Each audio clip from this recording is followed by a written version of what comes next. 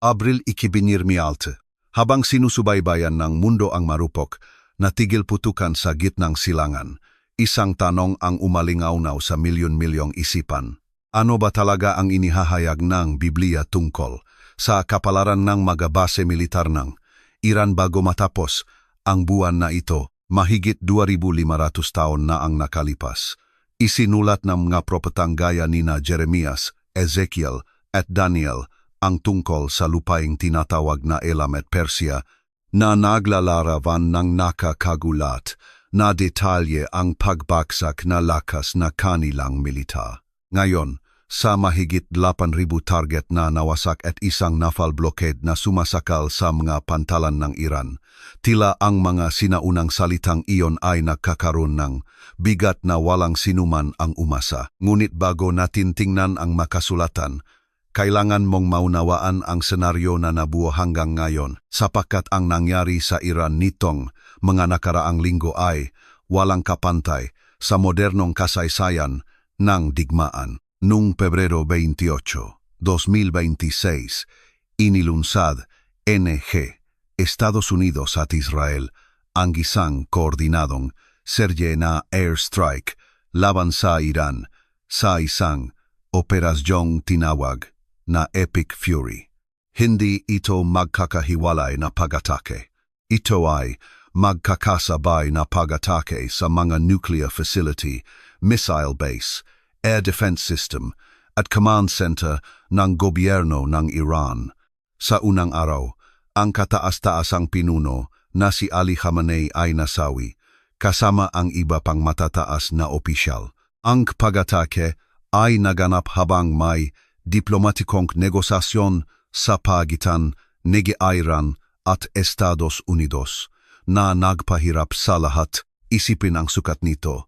Sa loob lamang ng ilang oras, isang bansa na may daan-daang underground na base militar at ilang linggo pa lamang ang nakalipas ay buong pagmamalaking nagpakita ng kanilang tinatawag na mga lunsot ng missile ay nasaksihan ang pagbagsak ng gulugot ng kanilang lakas militar ng may surgical precision.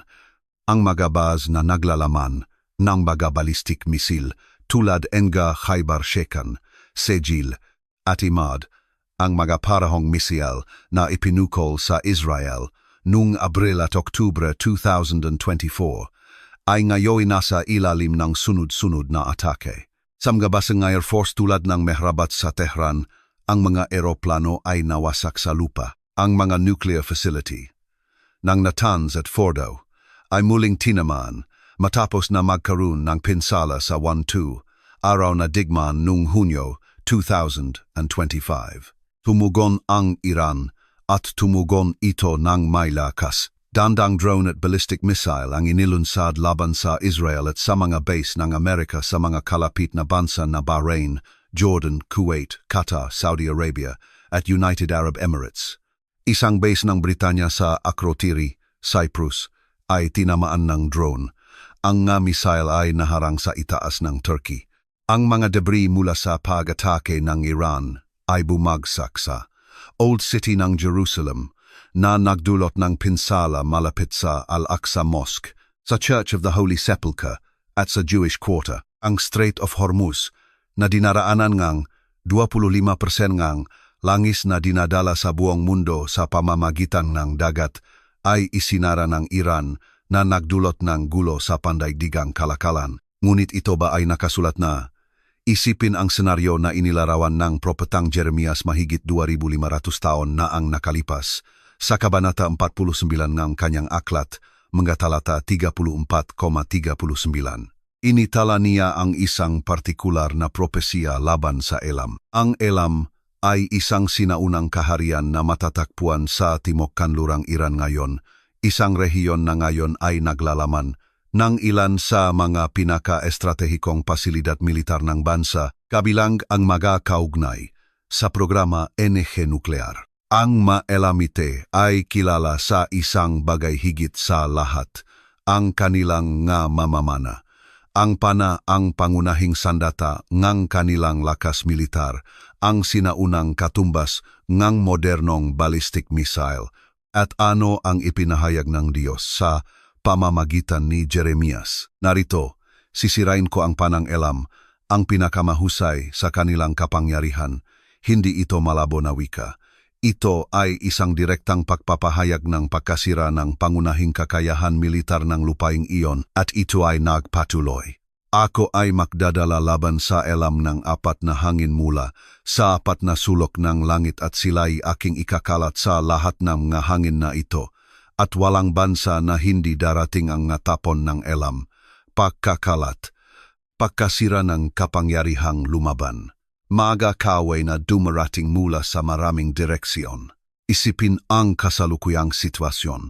Ang mga puwersa na sumalakay sa Iran noong Pebrero 2024 ay hindi nagmula sa isang direksyon lamang. Ang mga F-35C at FA-18E fighter jet ay umalis sa mga aircraft carrier na USS Abraham Lincoln at USS Gerald R. Ford. Ang mga F-22 Raptor fighter ay nagmula sa mga base sa Israel. Ang mga ang Alas-E Strike Eagle ay lumipat mula sa Jordan. Ang mga B-2 bomber ay lumipat mula sa mga intercontinental na distansya. Ang mga refueling aircraft ay nagpuno ng mga formasyon sa ere.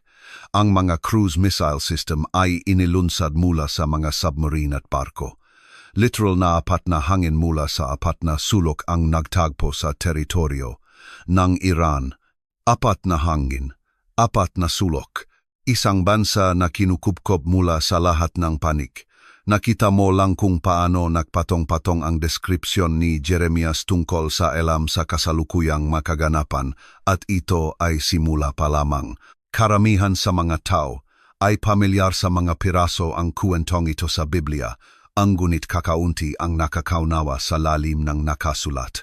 Ang mga patong na naguugnay sa elam, Persia, Cyrus, Daniel at tiyak ang krus ni Kristo. Sapagkat bawat propesya sa Biblia, bawat linya na iginuhit tungkol sa mga bansa at imperyo ay tumutukoy sa isang solong sandali, ang sakripisyo sa krus, at ito mismo ang inihahayag ng digital book na ang 7 huling salita ni Jesus na yumugyok sa Jerusalem, ang malalim na kahulugan ng mahuling salita ni Kristo, ang mga nagbigayng layunin sa lahat ng ipinahayag ng mga propeta. Kung gusto mong ma-access ito ngayon, napaka-simple.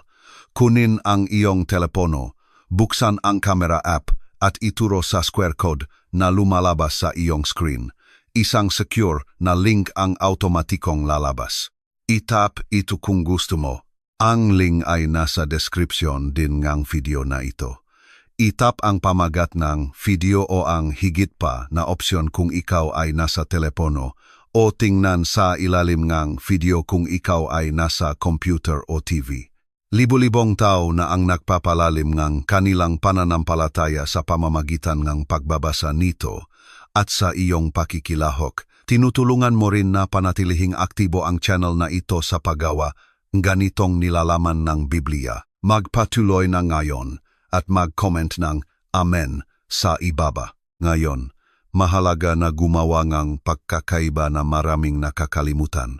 Ang Biblia ay hindi isang propetikong pahayagan na nagbibigay ng modernong petsa at pangalan. Kinikilala ng mga seryosong estudyante ang kasulatan na ang propesya ni Jeremias Kabanata 49 tungkol sa elam ay natupad sa kasaysayan. Sa bahagi, nang sakupin ng Babylonia ang elam noong 596 BC. Ngunit maraming teologo, konserbatibo at moderate, ang nakpuna na maraming elementong propesiyang ito ang hindi kailanman ganap na natupad sa sinaunang panahon.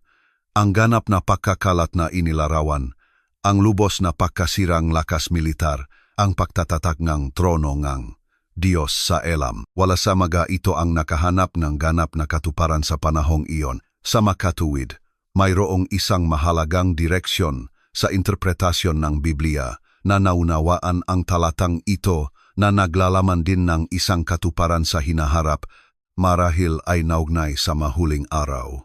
At dito, nangangailangan ng kawalang pinapanigan na marinig mo ang magkabilang panig. Sa isang panig, May mga iskolar na nakikita ang kasalukuyang mga kaganapan bilang isang posibleng katuparan ng mga sinaunang propesiya. Sa kabilang panig, mayroong pantay na seryosong nga akademiko na nakbabalalaban sa tukso na basahin ang nga balita ngayon sa mapahinang kasulatan na nakpapaalala na sa buong kasaysayan, ilang henerasyon ang naniwala na sila ay nabubuhay sa huling katuparan ng mga salitang ito at nagkamali. Parehong pananaw ay nararapat na igalang. Gayunpaman, ang hindi maaring tanggihan ngang sinuman ay ang nakakagambalang pagiging tumpak ngang ilang detalye. Ngunit hindi ito ang tanging talata sa Biblia na nagbabanggit ng Persya. At dito, ang kuwento ay nagiging mas malalim sapagkat ang Iran ay hindi lamang lumilitaw sa kasulatan bilang isang target ng pahatol. Lumilitaw din ito bilang isang instrumento ng Diyos. Isipin ito.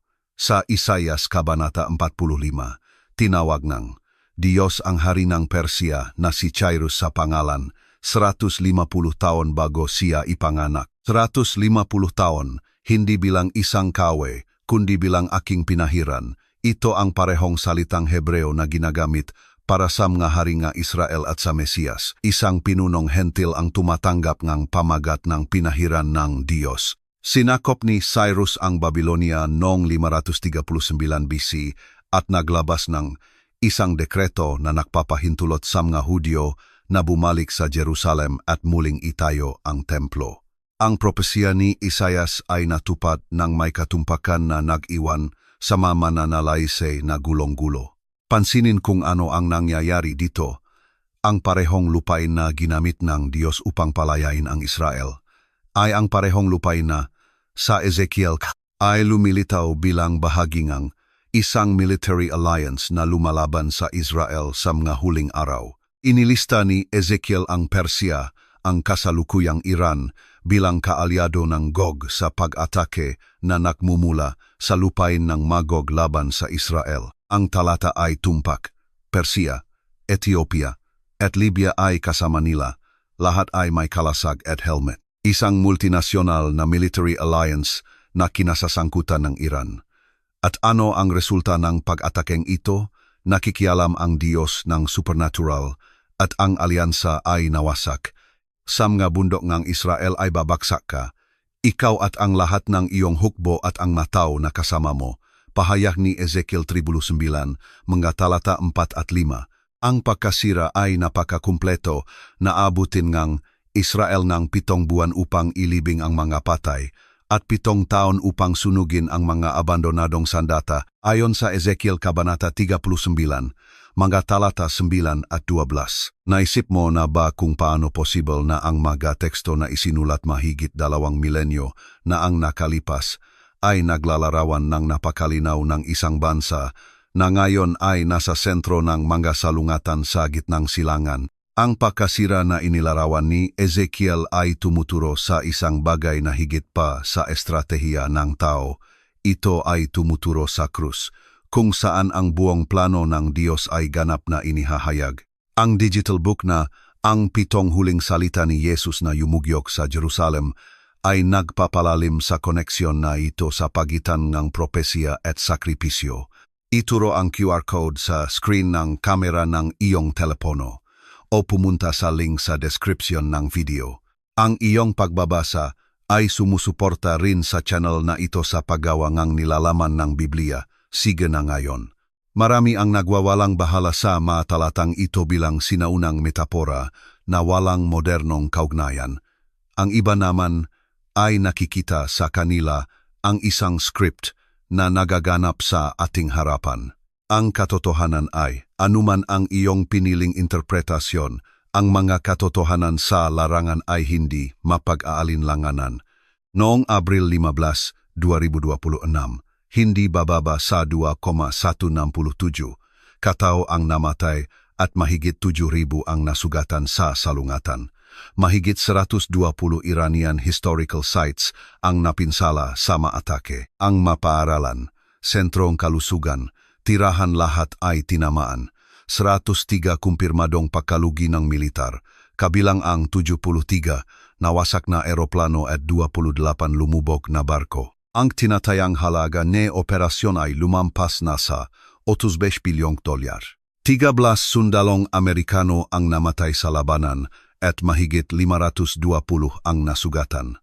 Tahimik, sapagkat sa likod ng bawat numero may mukha, isang pamilya, isang ama na hindi na makakawi, isang bata na nasa Share Taibek School sa Minab, Hormozgan Province, sa unang araw ng atake. 254 bata ang namatay ayon sa pinakahuling bilang ng HRANA, isang Iranian human rights group. Hindi ito propesiya. Ito ay isang trahedya ng tao.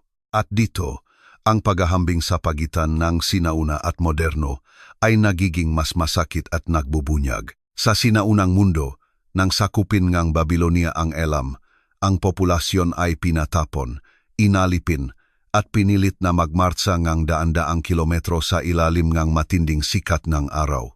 Pinahiwalay ang mga pamilya, binura ang mga pakakakilanlan. Sinasabing ang propesya ni Jeremias na ang mga tapon ng Elam ay darating sa lahat ng bansa.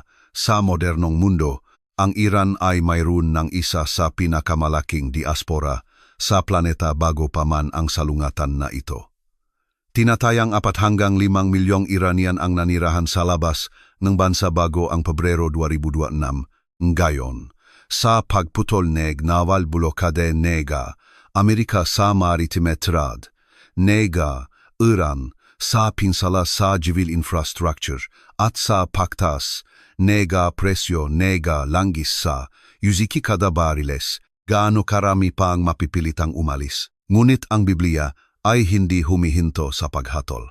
Sa harap ng ganitong uring ang sakit, ng mga pamilyang pinahiwalay, ng mga buhay na nasira, ang tanong ay, may pag-asa ba sa gitna ng pagkasira? Ang sagot ay nasa krus. Bawat salita na sinabi ni Jesus bago siya namatay ay nagdalang bigat ng mga siglong propesiya, kabilang ang tungkol sa Elam at Persia. Ang digital book na ang 7 huling salita ni Jesus na yumugyog sa Jerusalem ay inihahayag ang koneksyon na ito sa pagitan ng pagdurusa na tao at ng banal na pagtubos. Ituro ang QR code sa screen ng kamera ng iyong telepono o pumunta sa link sa description. Sa paggawa nito, sinusuportahan mo rin ang pagpapatuloy ng channel na ito. Sige na ngayon. Ito marahil ang pinaka hindi napapansin na detalye na buong diskusyong ito.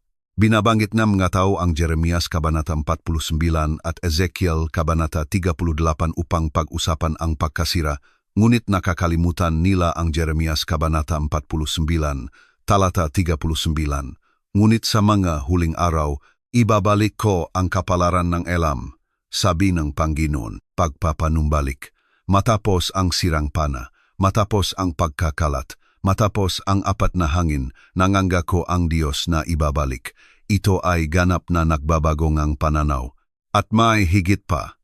Sa Gawa Kabanata 2, talata 9, nang bumaba ang banal na espiritu sa araw ng Pentecostes, initala ni Lucas ang isang listahan ng mga bansa na naroon sa Jerusalem. At sino ang naroon? Mga Parto, Medo, at Elamita, mga tao mula sa kasalukuyang Iran, naroon sa kapanganakan ng simbahan, mga saksi sa pagbaba ng espiritu, mga tagapagdala ng ebanghelyo pabalik sa silangan. Ang Iran ay hindi lamang isang tanawin ng pahatol sa kasulatan. Ito ay isang tanawin ng awa. Ang propetang si Daniel ay nanirahan din sa lupain ng Persia.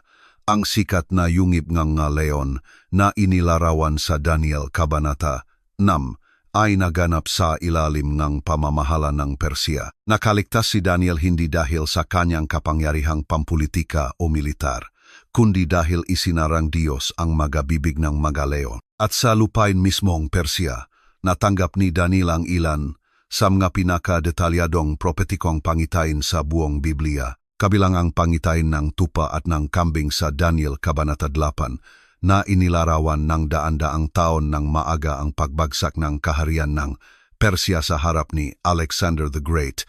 Ang Persia ay bumaksak sa Greece, tulad ng propesya ni Daniel, at pagkatapos nito, ang rehiyon ay dumaan sa kamay ng mga Seleucid, Parthian, Sassanid, Romano, Byzantine at Islamic Caliphate hanggang sa ang modernong Iran ay lumitaw noong 150 AD. Ngayon, obserbahan kung ano ang nangyayari ngayon at ihambing ito sa nakaraan, sa sinaunang panahon, nang sakupin ni Cyrus ang Babylonia. Pumasok siya ng walang kahit isang palaso na ipinukol. Ang matansong pintuan ng Babylonia ay binuksan, tulad ng propesya ng Isaias 45. Ako'y magbubukas ng mapinto sa iyong harapan, at ang mapintuan ay hindi magsasara. Napakamapayapa ang pagsakop na maraming taga-Babylonia ang hindi man lang nakapansin na bumagsak ang kanilang kaharian. Naglabas si Cyrus nga dekretong religious tolerance at pinalaya ang mga populasyong pinatapon. Ihambing ito sa Pebrero 2026, ang Operation Epic Fury. Ay hindi nagbukas ngang mga pinto, winasak nito ang mga ito. Ang mga Tomahawk missile, laser-guided bomb, PRSM precision weapons ay tumama sa mga target nege militarat, hindi maiwasan sa mga sibilyan. Walang dekreto neke pagpapalaya, may naval blokade. Walang tolerance, may escalation. At dito nakasalalay ang tanong na kakaunti ang naglalakas loob na itanong kung ginamit ng Diyos ang isang pinunong. Hentil bilang instrumento ng pagpapalaya sa sinaunang panahon, ano ang ginagawa niya ngayon? Posible ba na ang kasalukuyang mga kaganapan ay bahagi ng isang mas malaking plano na hindi pa natin nakikita? O sadyang nasasaksihan lang natin ang isa pang kabanata sa kalupitan ngang tao na binihisan ng geopolitical strategy? Mga iskula tulad ni Greg Laurie, isa sa mga kilalang ebanghelista sa Estados Unidos, ay kamakailan ay nagsabi na ang mga Kristiyano ay dapat na magbayad ng malaking pansin sa nangyayari. Sinabi niya na ang rehimeng Iranian ay sumuporta sa terorismo sa buong mundo sa loob ng mga dekada, lalo na laban sa Israel, at ang kasulatan ay nagpropesya na sa mga huling araw, isang malaking hilagang alyansa, kabilang ang Persia, ang babangon laban sa Israel. Ngunit binihyang din niya na itinuturo na Biblia na huwag magtakta ng makapetsa, kundi makbantay lamang at making handa. Sa kabilang banda, mayroon ding pantay na respetadong mga boses na nag-iingat. Nagbabala ang mga iskolar ng Biblia na sa buong kasaysayan, bawat henerasyon ng Kristiyano ay tumitingin sa mga salungatan ng kanilang panahon at naniniwala na sila ang huling henerasyon. Nangyari ito noong panahon ng krusada. Nangyari ito noong dalawang digmaang pandaigdig. Nangyari ito noong Cold War. At sa bawat isa sa mga sandaling iyon, ang mga taong tapat ay nagbasa ng mga kasulatan sa liwanag ng mga balita at nagtapos sa mga konklusyon na naitama ng panahon. Gayunpaman, ang hindi maaring itama ng sinuman ay ang mga katotohanan. Sinasabing makatotohanan na ang Iran ay may daang underground missile base na nakakalat sa buong bansa noong Marso 2025, 11 buwan lamang bago ang matake noong Pebrero. Ipinagmalaki ng Islamic Revolutionary Guard Corps ang isang bagong underground base na tinawag na Missile City na naglalaman ng libu-libong solid at liquid-fueled ballistic missile na tumpak at nakakonekta sa network. Inilarawan ni General Amir Ali Hajizadeh ang pasilidad bilang isang natutulog na bulkan. 11 buwan pagkaraan, ang bulkan ay hindi na natutulog. Ito ay nasa ilalim ng sunok. Sinasabing nga katotohanan na ang US Central Command, CENTCOM, ay nagulat ng mahigit 8,000 target na nawasak at 130 barko ang nawasak.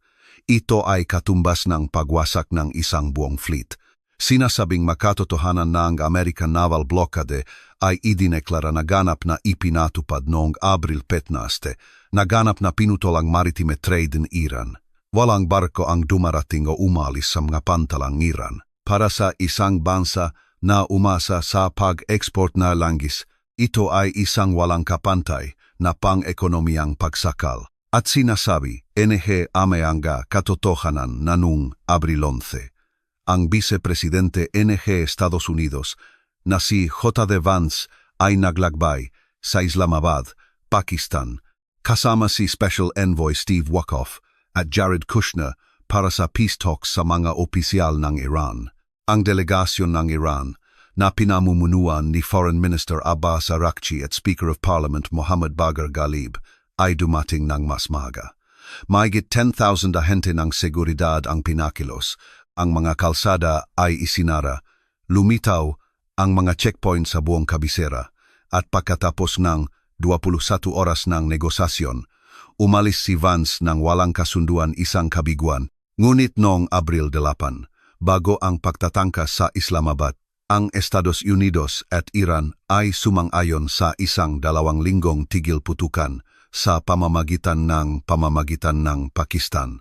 Tinanggihan ng Iran ang orihinal na mungkahi para sa isang 2 yugto, 45 araw na tigil putukan, at sa halip ay naghain ng sarili nitong 10-puntong peace plan. Simula noon, nilabak ng magkabilang panik ang tigil putukan. Noong Abril 16, inihayag ni Presidente Trump ang isang 10 araw na tigil putukan sa pagitan ng Israel at Hezbollah ng Lebanon, na idineklara na ang digmaan sa Iran ay napakalapit na sa pagtatapos.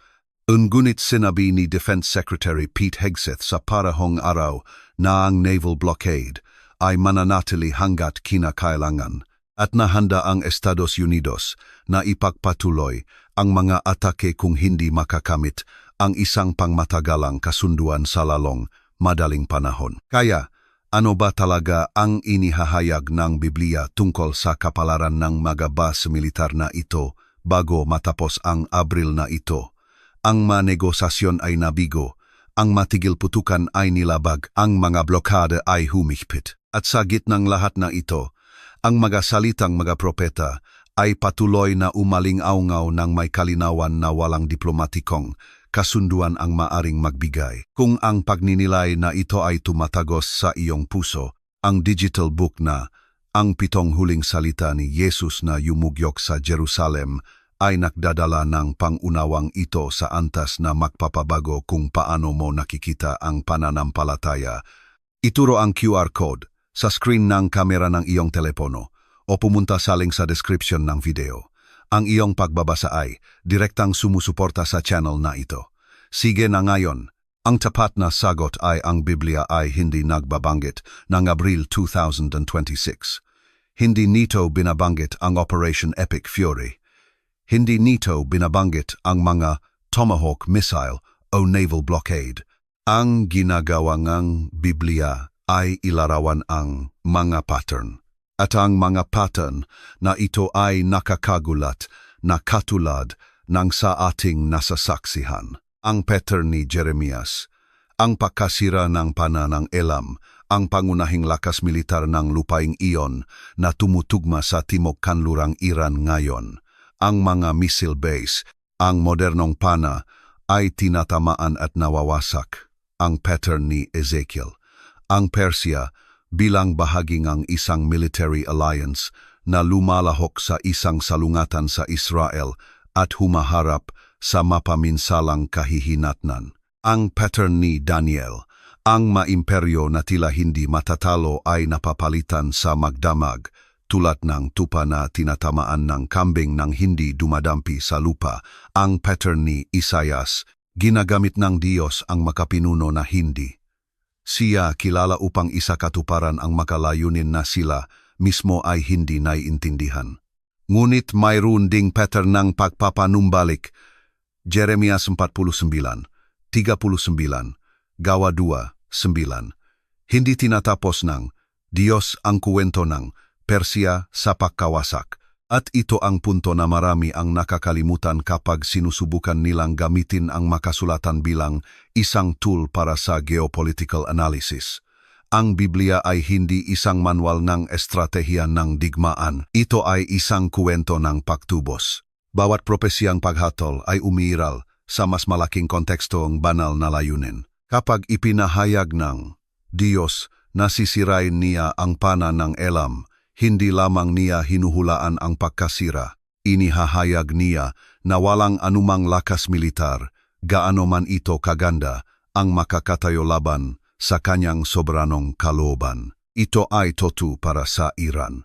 Ngunit totu rin ito para sa anumang bansa na nagtitiwala sa kanilang arsenal sa halip na sa lumikha. Sa sandaling ito, ang salungatan ay tumagal ng 47 araw.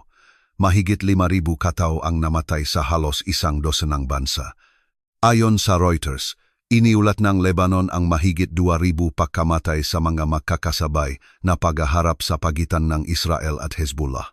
Ang presyong langis ay lumampas na sa 1,100 kada bariles. Tumanggi ang Europa na lumahok sa naval blockade. Lumahok ang China sa mga pagtatangka sa pamamagitan. Nagbigayng pahayag si Pope Francis tungkol sa salungatan at umaning ang pagpuna mula sa Pangulo ng Estados Unidos. Ang buong mundo ay nakatingin sa Iran. At marahil, ito mismo ang laging nais na mangyari ng kasulatan. Hindi upang mamangha ang mataw sa pagkasira, kundi upang, sa harap nito, itaas nila ang kanilang mamata at magtanong, mayroon bang mas malaking nangyayari dito? Mayroon bang isang bagay na hindi ko nakikita? Mayroon bang Diyos na nagpapagalaw sa kasaysayan? At ang sagot ng Biblia, anuman ang teolohikong interpretasyon, ay palaging pareho. Ang parehong Diyos na tumawag kay Cyrus sa pangalan, na nagprotekta kay Daniel sa yungib ng mga leon, na nagbantay kay Esther sa palasyong Persia, na nagpadala ng kanyang espiritu sa mga Elamita sa araw ng Pentecostes, ang parehong Diyos na ito ay naroon. Hindi niya inabandona ang lupaing iyon. Hindi niya nakalimutan ang bansang iyon. Ang kwento ng Persia sa Biblia ay hindi kailanman naging kwento ng walang pag-asang paghatol. Jeremias 49, talata 39, ay nagtatapos sa isang pangako na marami ang nagwawalang bahala, ngunit sa mahuling araw, ibabalik ko ang kapalaran ng Elam, sabing Panginoon. Ang parehong Diyos na nagpahayag ng pagkasira ng pana ay nagpapahayag din ng pagpapanumbalik. Nangangahulugan ito na sa likod ng bawat missile na naharang at bawat base na nawasak. Mayroong isang plano na higit pa sa geopolitikaw na daw, isang plano na tumuturo sa pagitubos, hindi sa pagkikasira. At marahil iyon ang pinakamalalim na aral na itinuturo sa atin ng Abril 2026. Hindi ito tungkol sa kung aling bansa ang may pinakamabisang arsenal o kung anong sistema ng depensa ang pinakamabisa. Ito ay tungkol sa pagkilala na mayroong isang soberanong kamay na nagpapagalaw sa kasaysayan na tumawag kay Cyrus. Sa pangalan 150 taon bago siya ipanganak, na nagbantay kay Daniel sa yungib ng maleon sa lupain ng Persia at na ngayon ay tumitingin sa lupaing iyon ng may mga layunin na lumalampas sa anumang estratehiya ng militar. Ang Bibliang Persia ay hindi nagtatapos sa mga guho. Nagtatapos ito sa pagpapanumbalik. Kapag ang huling drone ay lumapag, kapag ang huling tigil putukan ay nilagdaan, kapag ang magbalita ay tumigil sa pagsigaw, isang katotohanan ang mananatiling buo. Hindi nakalimutan ng Diyos ang Iran. Sinundan mo ang isang naratibo na lumalampas sa mga milenyo, na nag-ugnay sa mga sinaunang propeta sa mga modernong missile, na nagpapakita kung paano nagsasalita ang Diyos tungkol sa mga bansa daan-daang taon ng maaga. Ngunit ang lahat ng ito, bawat propesiya, bawat pagatol, bawat pangako ng pagpapanumbalik ay nagtatagpo sa isang punto, sa krus ni Kristo. Ang mga huling salita na sinabi ni Jesus bago siya namatay ay hindi random na mga salita. Ang ito ay masalita na nagtatakdang lahat ng ipinahayag ng mapropeta, kabilang ang tungkol sa Elam Persia at ang kapalaran ng mabansa. Ang digital book na ang 7 huling salita ni Jesus na yumugyog sa Jerusalem ay pinagsasama-sama ang malalim na kahulugan ng bawat isa sa mga salitang ito at kung ano ang inihahayag ng mga ito tungkol sa plano ng Diyos para sa sangkatauhan. Upang ma-access ito ngayon, kunin ang iyong telepono, buksan ang camera app at ituro sa square code na lumalabas sa iyong screen. Isang secure na link ang automatikong lalabas. I-tap ito kung gusto mo. Ang link ay nasa description din ng video na ito. Kung nasa telepono ka, itap ang pamagat ng video o higit pa. Kung nasa computer o TV ka, tingnan sa ilalim ng video. Sa pagkuhang aklat na ito, tinutulungan mo rin na panatilihing aktibo ang channel na ito upang magpatuloy. Kami sa paggawa ng nakakapagbabagong nilalaman ng Biblia. Magpatuloy na ngayon at mag-comment, mag-subscribe, mag-like, mag-comment at manatiling konektado para sa susunod na kabanata ng pagtuklas na ito.